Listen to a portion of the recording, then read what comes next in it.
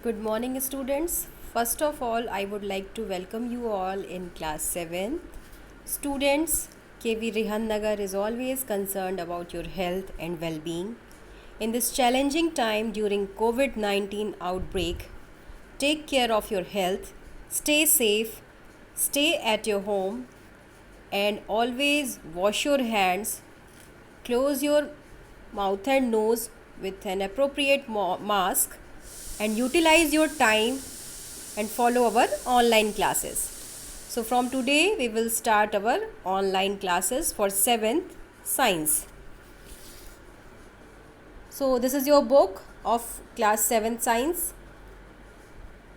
textbook for class 7th NCERT textbook. If this book is not available to you, you can download it from the NCERT website or ePathshala or Diksha app. From any portal, whatever you want, you can download this book. So let us first discuss the syllabus of class 7th.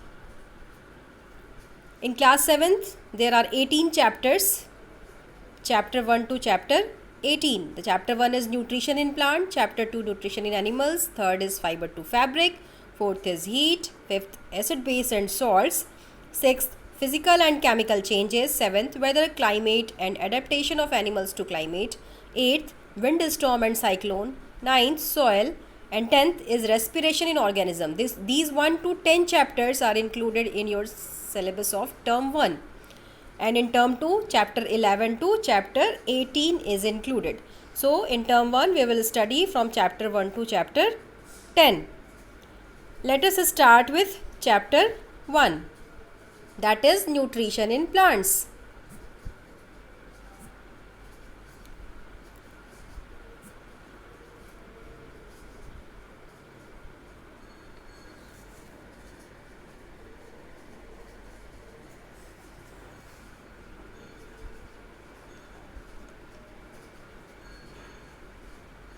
I have downloaded this chapter from NCERT website. You can download it from any portal, whichever you want. This is nutrition in animal. We have to open nutrition in plants.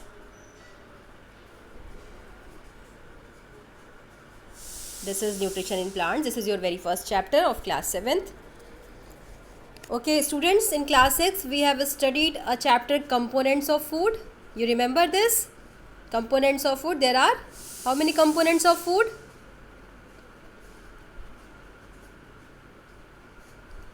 Components of foods are also known as nutrients. How many nutrients are there?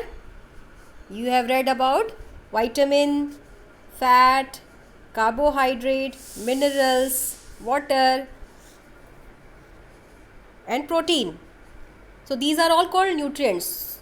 So components of food are called nutrients. Then what is nutrition?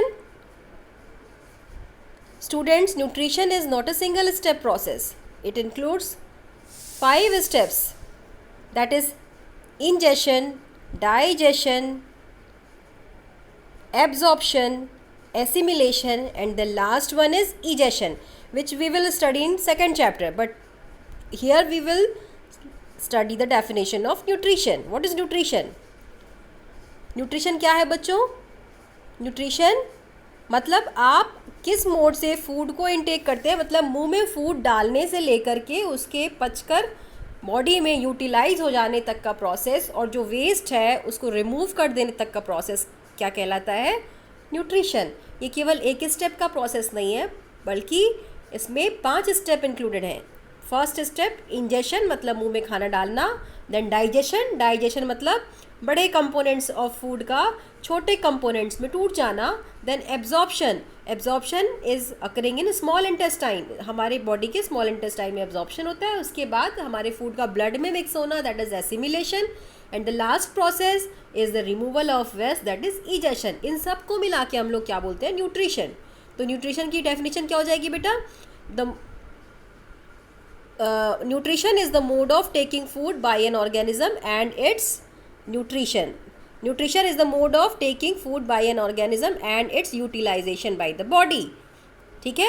तो खाना खाने से लेके body का उसका utilise कर लेने तक का प्रोसेस क्या कहलाता है? Nutrition. Okay, let us move towards types of nutrition. There are mainly two modes of nutrition. One is autotrophic and second is heterotrophic nutrition. Autotrophic word is made up of two words, auto and trophos. Auto means self. Auto का मतलब होता है self, मतलब खुद के द्वारा, अपने के द्वारा. और trophos मतलब nourishment, मतलब nutrition. मतलब अगर कोई व्यक्ति खुद से न्यूट्रिशन ले रहा है तो उसको क्या बोलेंगे? Autotrophic nutrition. ठीक है. So the mode of nutrition in which organism make food themselves from simple substance is called autotrophic nutrition. ठीक है. और जो ऑर्गेनिज्म ऑटोट्रॉफिक न्यूट्रिशन करता है उसको हम लोग क्या बोलते हैं? Autotrophs. So the organism is known as autotroph and the mode of nutrition is known as autotrophic nutrition. ठीक है. तो आप अभी अपनी नोटबुक में क्या क्या नोट करेंगे? नोटबुक के लिए there is no need of buying any new copy. Just use the blank pages of your previous copy and make an online notes. आप अपनी कॉपी के पिछली कॉपी में से जो बचे हुए पेजेस होंगे जिन पे आपने नहीं लिखा है, उसमें से कुछ पेजेस आप निकाल लीजिए और आप उस पर ऑनलाइन नोट्स बनाएंगे. सबसे पहले आप उसमें क्या लिखेंगे? न्यूट्रिएंट्स की definition which is given here. The components of food are called nutrients. ठीक है. The next definition will be of nutrition. Nutrition is the mode of taking food by an organism and its utilization by the body. The next you will write modes of nutrition. How there are two modes of nutrition. First one is autotrophic nutrition. Auto means self, trophos means nourishment. So you will write the mode of nutrition in which organism make food themselves is called autotrophic nutrition. Okay, and the organisms are called autotrophs. ठीक है. The next mode of nutrition is heterotrophic nutrition. You will write this in your notebook. Heterotroph, same. It can also be made up. It is also made up of two words, heteros and trophos. Heteros means other, and trophos means nourishment. It means though the mode of nutrition in which organism depend on others for their nourishment is called heterotrophs. Okay. So and the this mode of nutrition is called heterotrophic nutrition and the organism is called heterotrophs. ठीक है. So we have to discuss the examples of these two types of nutrition and the autotrophs and heterotrophs.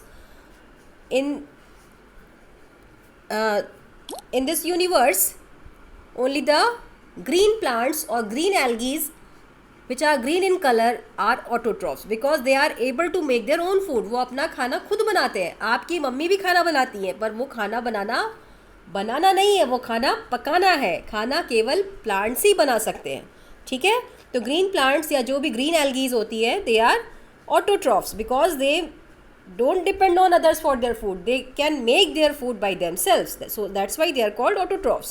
And heterotrophs, all other organisms are heterotrophs. Whether it is animal, whether it is fungi or any kind of microorganism or what. Okay. So जो भी अपना खाना खुद नहीं बना सकते, किसी और पे डिपेंड करते हैं. आपको याद होगा आपने क्लास 6 में पढ़ा था ना, sources of food, animal sources and plant sources. कुछ फूड हमें एनिमल से मिलता है, कुछ फूड हमें प्लांट से मिलता है. ठीक है. लेकिन बनाने का काम केवल प्लांट ही करते हैं, एनिमल फूड बना नहीं सकते. ठीक है. तो हम जितने भी तरह की चीज़ें खाते हैं वो सब हमें प्लांट से मिलते हैं, which have plant source as plant. ठीक है.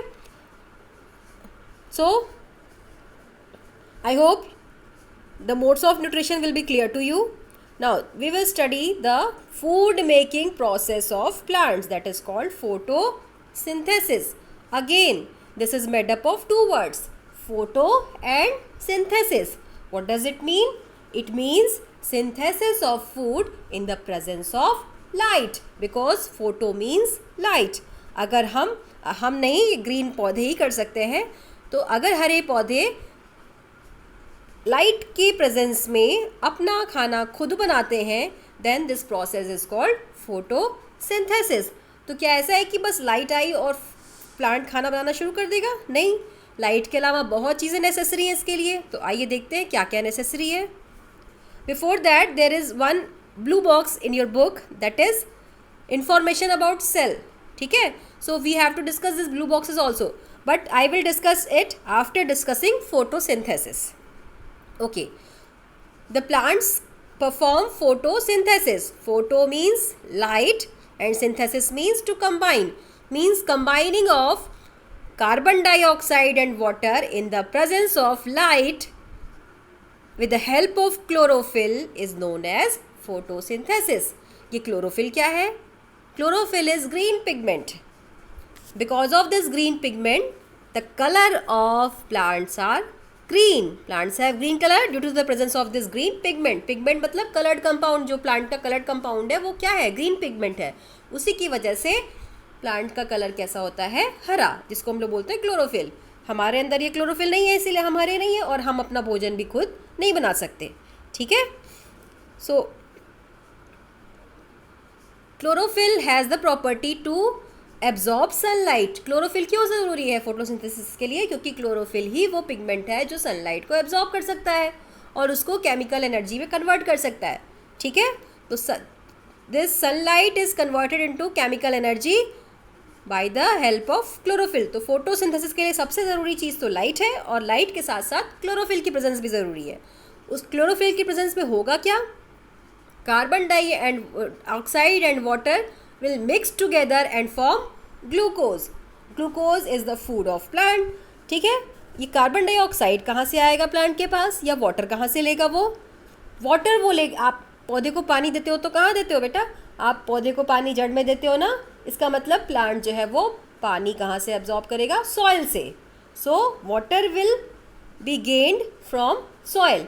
बट कार्बन डाइऑक्साइड कहाँ प्रेजेंट है? Carbon dioxide is present in the atmosphere. Atmosphere आप जानते हो ना, जो एयर की लेयर है चारों तरफ, अर्थ के चारों तरफ जो एयर की लेयर है उसको क्या बोलते हैं? एटमॉस्फेयर. उस एटमॉस्फेयर में कार्बन डाइऑक्साइड भी है, तो प्लांट को फूड बनाने के लिए वो कार्बन डाइऑक्साइड ज़रूरी है. वो कार्बन डाइऑक्साइड वो कहाँ से लेगा? It can get carbon dioxide from the atmosphere with the help of tiny pores present on the lower surface of leaf which is called stomata. Okay, stomata क्या होता है? टाइनी पोर्स होते हैं जो लीफ के लोअर सरफेस पे होते हैं.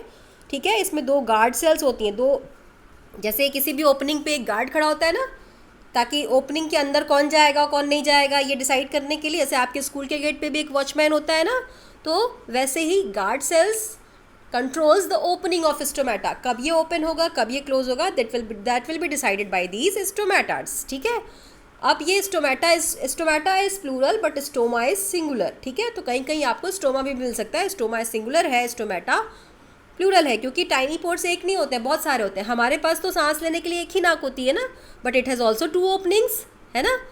सो there are several openings on the lower surface of leaf which is called stomata. ठीक है, तो ओके, तो what you will write in your notebook? The definition of stomata which is given here. Okay, the tiny pores present on the surface of leaf. These pores are surrounded by guard cells. Such pores are called stomata. Okay, you will write the definition of chlorophyll.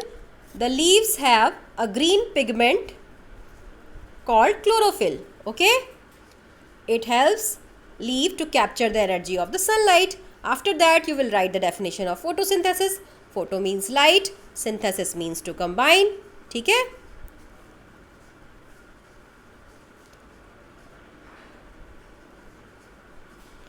what will be the definition? It is a unique process. It is given here. It is a unique process on the earth. The solar energy is captured by the leaves and stored in the plant in the form of food. तो अब आप मुझे ये बताओ, हमको energy कहाँ, हम food क्यों खाते हैं? To get the energy. तो मतलब हमें एनर्जी कहाँ से मिलती है? फूड से. और हमें फूड मिलता कहाँ से है? प्लांट से. और प्लांट एनर्जी कहाँ से ले रहा है? Plant is getting energy from the sunlight. तो अल्टीमेट सोर्स मतलब आखिरी सोर्स इस पूरे यूनिवर्स में एनर्जी का क्या हुआ? सन. So the sun is the ultimate source of energy for all living organisms. This bold letters line you will also write it in your notebook. Okay. Here is the picture of photosynthesis. Concentrate on this. The green leaves are getting light energy from the sun and convert it into chemical energy. The tiny pores, which is called stomata, is absorbing carbon dioxide from the atmosphere, and the plant get water and minerals from the soil. These two mix and make food in the leaf. Okay, this process is called photosynthesis and the product of photosynthesis is glucose. ठीक है, लेकिन क्या जितना भी glucose बनाया plant वो एक बार में यूटिलाइज तो करेगा नहीं, उसको बार बार ज़रूरत होगी एनर्जी की, तो उसके लिए वो ग्लूकोज को स्टोर करता है in the form of starch. So plant stores it food in the form of starch. Okay, आपने क्लास 6 में स्टार्च पढ़ा है ना. It is a carbohydrate. It is tested by iodine test. पढ़ा है ना. I hope you will remember that. Okay, so you have to draw this diagram showing photosynthesis, and you have to draw this diagram of stomata and lower section of leaf. ठीक है, section of a leaf and stoma. Here written is stoma. Stoma means singular of stomata. Okay, so you have to draw all these 3 diagrams. Understood, students? Okay. Now let us move toward that blue box. In this blue box there is one information about cell. Cell क्या होती है बच्चों? आपने class 6 में नहीं पढ़ा इसके बारे में, आज आप पहली बार सेल के बारे में पढ़ रहे हो. जैसे आपके घर में दीवार होगी, आपके स्कूल में भी दीवार है. हर दीवार को बनाने के लिए सबसे पहली ज़रूरत क्या होती है? 1 ब्रिक. हमें एक ईंट चाहिए, उस ईंट से ईंट मिला करके हम लोग क्या बनाते हैं? दीवार. वैसे ही कोई भी ऑर्गेनिज्म हो, उसकी बॉडी ऐसी ईंटों से बनी है, पर उसको हम यहाँ ब्रिक नहीं कहते. That is called cell. हमारी बॉडी हो या प्लांट बॉडी हो, और it is body of any kind of organism, it all contain small component which is called cell. It is the basic unit of life. सबसे छोटी unit है, इसलिए बिना एक सेल के पूरी बॉडी बनी नहीं सकती. ठीक है. In our next classes we will discuss about cell, tissue, organ system, organism and all, but here we will study only the cell. What is cell? It is the basic component of living being or basic unit of life. सबसे छोटी unit है life की. ठीक है. इसमें क्या क्या होता है आप देख रहे होगे. इसमें एक कवरिंग है बाहर, है ना. This outer covering is called cell membrane. Okay, membrane मतलब covering. Outer covering of cell is called cell membrane. The liquid present inside the cell is called cytoplasm. जो अंदर आप लिक्विड भरा हुआ देख रहे हो, that is called cytoplasm. और अंदर आपको छोटा एक गोल स्ट्रक्चर दिख रहा है ना, this is nucleus. Nucleus controls the total activity of the cell. तो हर एक घर का एक मुखिया होता है ना, जैसे आपके स्कूल के मुखिया आपके प्रिंसिपल सर है ना, तो ये न्यूक्लियस भी हमारा क्या है? सेल का प्रिंसिपल सर है. ठीक है. So this nucleus controls the activity of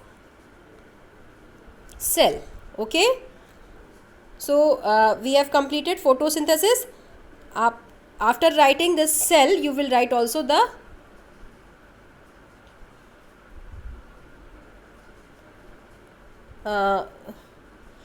reaction of photosynthesis, which is written here. Carbon dioxide plus water in the presence of sunlight and chlorophyll will give carbohydrate and oxygen. Carbohydrate कौन सा है? वो starch. Okay. तो leaf ने खाना बनाया है कि नहीं बनाया, ये हम कैसे टेस्ट कर सकते हैं? By starch test. Starch test किससे करते हैं? आयोडीन से. आप लीफ में आयोडीन अप्लाई करोगे, अगर leaf becomes blue black in colour, then it is containing starch. अगर ब्लू ब्लैक कलर नहीं आया आयोडीन डालने के बाद, तो इसका मतलब क्या है कि लीफ में अभी खाना नहीं बनाया है. There is no starch. Okay. So starch is the end product of photosynthesis. Okay students. अब आप सोच रहे होंगे कि कुछ लीव्स तो ऐसी भी होती हैं जो ग्रीन नहीं होती, तो वो क्या करती हैं? जैसे देखिए यहाँ लीव्स ऑफ वेरियस कलर्स हैं. ठीक है. कुछ लीव्स जो ग्रीन कलर की नहीं भी होती, उनमें भी क्लोरोफिल होता है. That's why they are able to perform photosynthesis. लेकिन वो ग्रीन दिखती क्यों नहीं फिर? क्योंकि ग्रीन पिगमेंट से ज़्यादा उनमें कोई और पिगमेंट होता है, रेड पिगमेंट और ब्राउन और अदर पिगमेंट्स. ठीक है. So they doesn't appear green in colour. वो ग्रीन को छुपा लेते हैं, that's why they don't appear green in colour, but these all leaves also have green color pigment, that is chlorophyll. So all these leaves are able to perform the process of photosynthesis. ठीक है. And one more organism which is able to perform photosynthesis, that is algae. ALGAE, algae. The spelling is written as A and E, but it is pronounced as algae. ठीक है. It is also plural. Its singular is alga. Okay. Alga is singular and algae is plural. Okay. So green algae are also green in color, so they are also able to perform the process of photosynthesis. तो बच्चों autotrophic nutrition कौन कौन से organisms कर सकते हैं? Green plants and algae. Okay, so this is the all about autotrophic mode of nutrition. In our next class we will study about heterotrophic mode of nutrition. Before that, what you have to do, you have to make the class notes. Which points I have discussed, you have to write it in your notebook. No need to buy a new notebook. You can use your blank pages of notebook in your as your online class notes. I will see this. This will carry your marks. ठीक है. आप ये जो notes बनाएंगे ये आपको preserve करके रखना है. जब स्कूल reopened होंगे, I will see it because it will carry the marks. Okay. So till then, stay safe, be healthy, and stay at home. Always wash your hands and cover your mouth with an appropriate mask. Okay, and always keep social distancing. ठीक है. आप एक दूसरे से कम 6 feet की दूरी हमेशा बनाकर रखें. ठीक है बच्चों. And very soon we will overcome this COVID-19 outbreak. इस कोविड-19 की जो महामारी से हम क्या पूरा संसार पीड़ित है, हम लोग इससे बहुत जल्दी बाहर निकल आएंगे और एक दिन कामयाब होंगे. हम होंगे कामयाब. Okay, thank you very much.